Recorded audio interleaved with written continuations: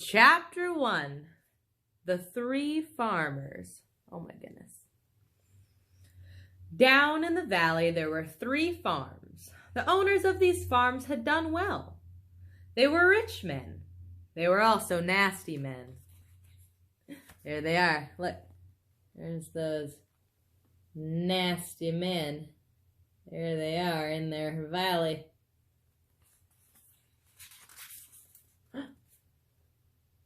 They were about as nasty and mean as any men could be. Their names were Farmer Bogus, Farmer Bounce, and Farmer Bean. Got a monopoly on the bees. Bogus was a chicken farmer. He kept thousands of chickens, and he was enormously proud of them. He ate 3 boiled chickens smothered with dumplings every day for breakfast, lunch, and supper. I mean, to be fair, it sounds pretty good. There he is. Do you see him? He's eating those dumplings. I'm getting hungry for lunch. Bounce was a duck and goose farmer. He kept thousands of duck and geese. He was kind of short. He was so short that his chin would have been underwater in the shallow end of any swimming pool in the world. His food was donuts and goose livers, and he mashed the livers into disgusting paste and then stuffed the paste into the donuts. Oh, I don't know. This diet gave him a tummy ache and a beastly temper. Probably shouldn't eat it then, right? I know. There he is, eating those funky donuts he likes.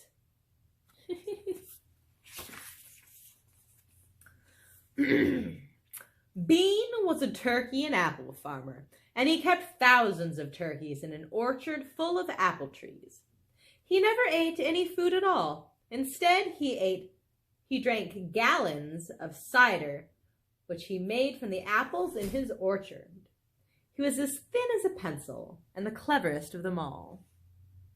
Bogus and Bounce and Beans. One large, one short, one lean. These horrible crooks, so different in looks, were nonetheless equally mean. That is what the children round used to sing when they saw him. Look, there's all the turkeys. Nice. Chapter 2. Mr. Fox.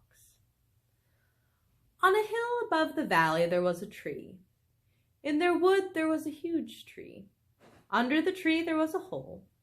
And in the hole lived Mr. Fox and Mrs. Fox and their 4 small foxes. Every evening, as soon as it got dark, Mr. Fox would say to Mrs. Fox, "Well, my darling, what shall it be this time? A plump chicken from Bogus, a duck or goose from Bounce, or a nice turkey from Bean?" And then when Mrs. Fox had told him what she wanted, Mr. Fox would creep down into the valley in the darkness of night and help himself. There we are. Bogus and Bounce and Beans knew very well what was going on, and it made them wild with rage. They were not men who liked to give anything away. Less still did they like anything to be stolen from them. Each night they would go and hide in a dark place somewhere on his own farm, hoping to catch the robber. But Mr. Fox was too clever for them. He was always approaching the farm with the wind blowing in his face, and this meant that if any men were lurking in the shadows ahead, the wind would carry their smell from that man to Mr. Fox's nose from far away. Thus, if Mr. Bogus was hiding behind his chicken house number 1, Mr. Fox would smell him from 50 yards off and quickly change direction, heading from chicken house number 4 at the other end of the farm. "Dang and blast that lousy beast," cried Bogus. "Oh, something must be done," cried Beans. "But how?" said Bogus. "How on earth can we catch him?" Bean picked his nose delicately with a long finger. "I have a plan," he said. "You've never had a decent plan yet," said Bounce. "Oh, listen," said Bean. "Tomorrow night we'll all hide just outside the hole where the fox lives, and we'll set a trap."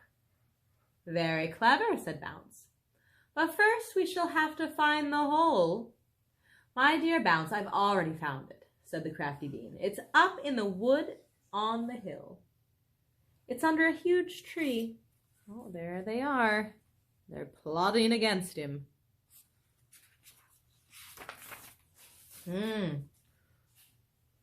Chapter 3, The Trapping.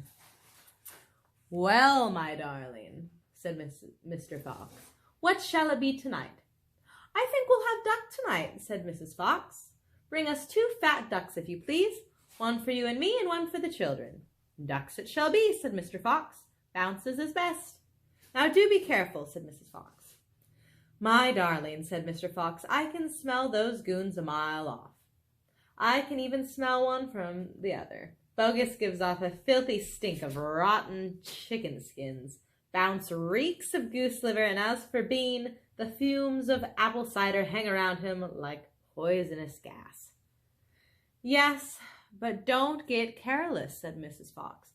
"You know they'll be waiting for you, all 3 of them." "Oh, don't you worry about me," said Mr. Fox. "I'll see you later." But Mr. Fox would not have been quite so cocky had he known exactly where the 3 farmers were at that very moment.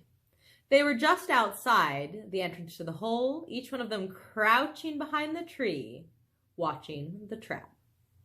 And what's more, they had chosen their positions very carefully, making sure that the wind was not blowing from them towards the fox's hole.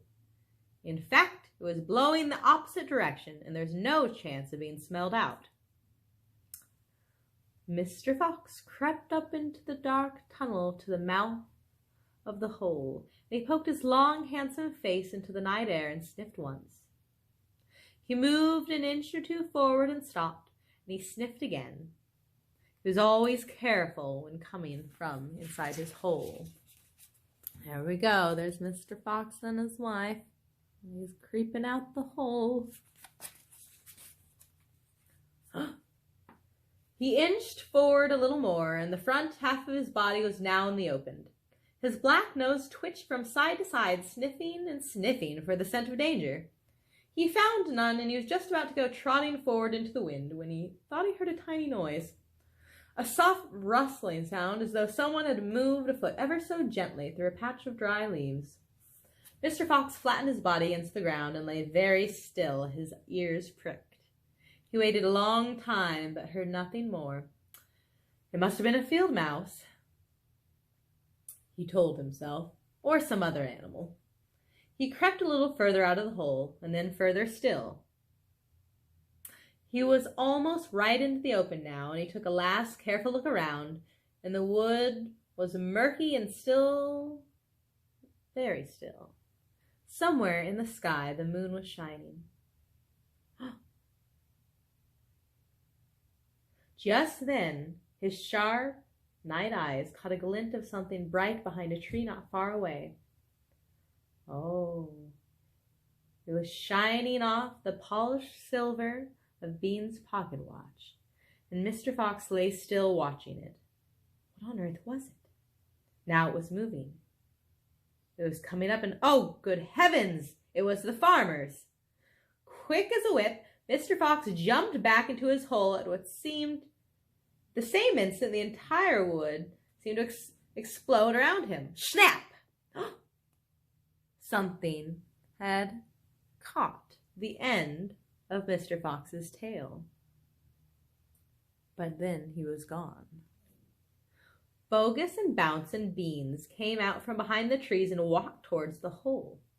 "Did we get him?" said Bean.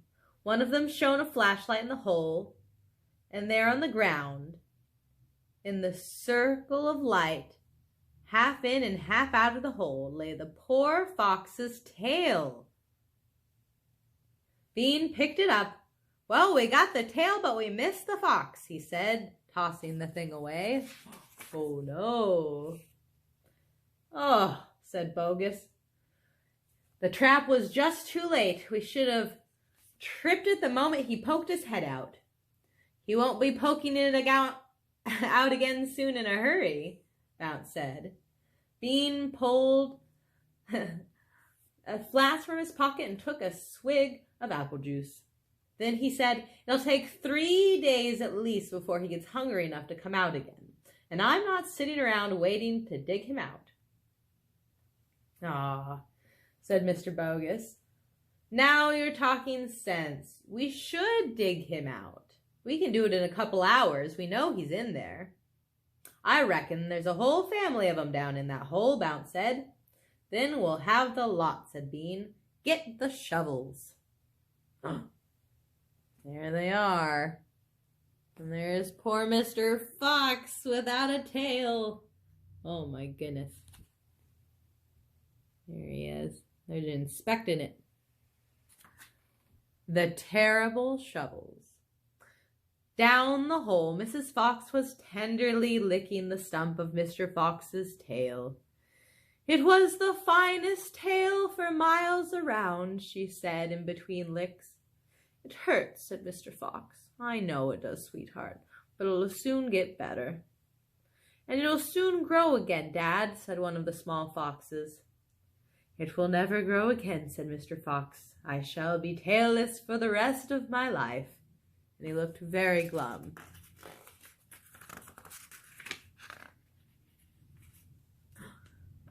There was no food for the foxes that night, and soon the children dozed off.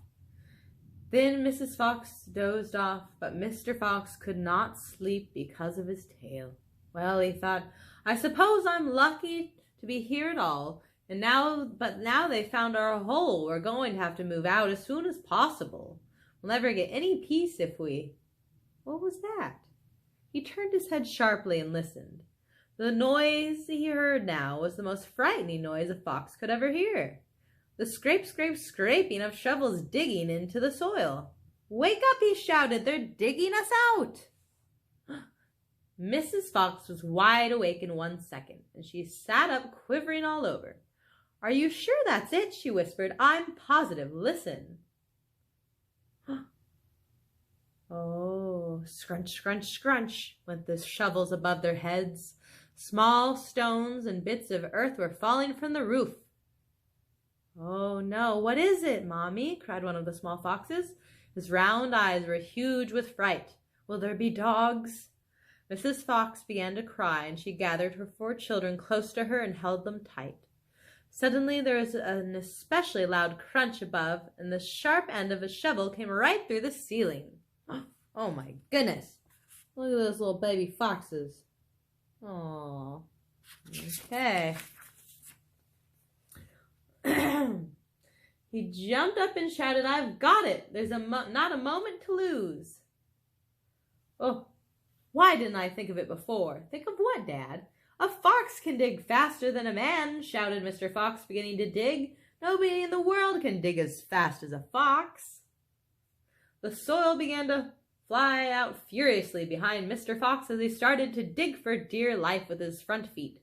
Mrs. Fox ran forward to help him. So did the 4 children. "Go downwards," ordered Mr. Fox. "We've got to go deep as we possibly can." And the tunnel began to grow longer and longer and longer, and it sloped steeply downwards. Deeper and deeper below the surface of the ground it went, and the mother and the father and all 4 children were digging together. Their front legs were moving so fast you couldn't see them, and gradually the scrunching and scraping of the shovels became fainter and fainter. After about an hour, Mr. Fox stopped digging. "Hold it," he said. They all stopped. They turned and looked back at the long tunnel they had just dug. All was quiet. "Phew," said Mr. Fox. "I think we've done it. They'll never get as deep as this." "Well done, everyone." They all sat down, panting for breath, and Mrs. Fox said to her children, "I should like you to know that if it wasn't for your father, we would have been caught. Your father is a fantastic fox." Mr. Fox looked at his wife, and she smiled. He loved her more than ever, and when she said he loved her more than ever when she said things like that. And we're going to leave it there. Good couple chapters. Mr. Fox is pretty good. All right, bye, everybody. It was good reading to you. Mwah.